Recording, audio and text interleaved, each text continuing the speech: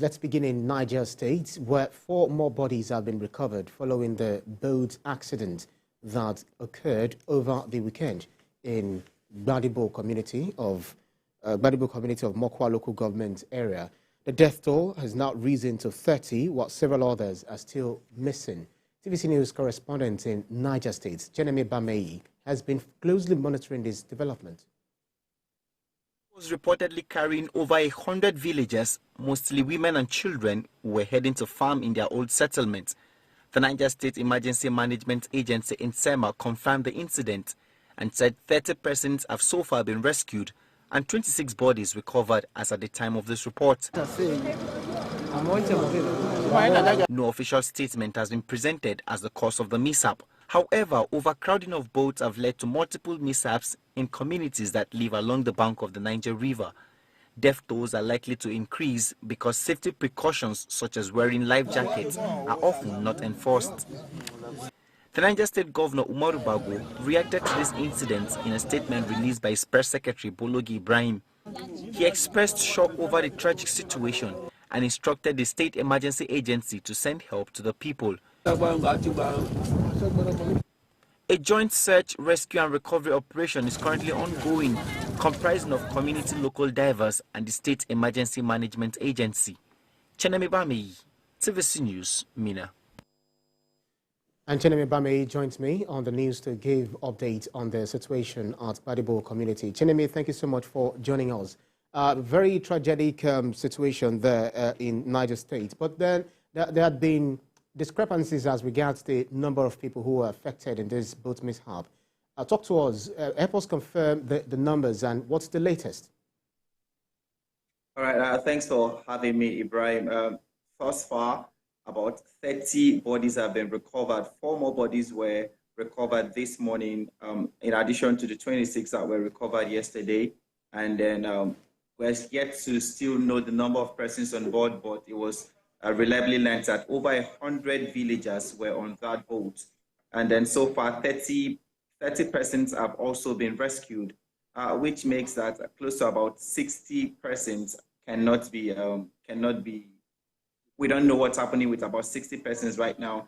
The Niger State Emergency Management Agency today sent a team from Mina, the state's capital, to the location. However, they have their people resident in those areas that have contributed to the search and rescue operations. But this morning, the delegation from the governor on their way to that place is actually about 7 to 8 hours drive away from Mina, the state capital.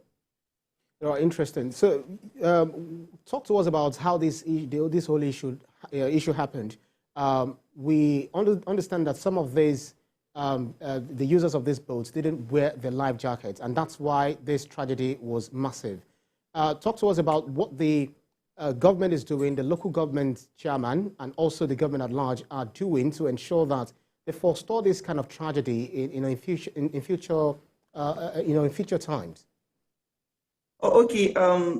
Let me quickly note that boat mishaps like this are not uncommon in communities that are situated along the bank of the river Niger, because whenever there is too much rainfall, they're usually flooding around those areas, and using boats is their only means of transporting around that vicinity. For example, this particular incident, the people were going from their resettlement area to the old settlement in Gbajibo community before when that tragic incident happened.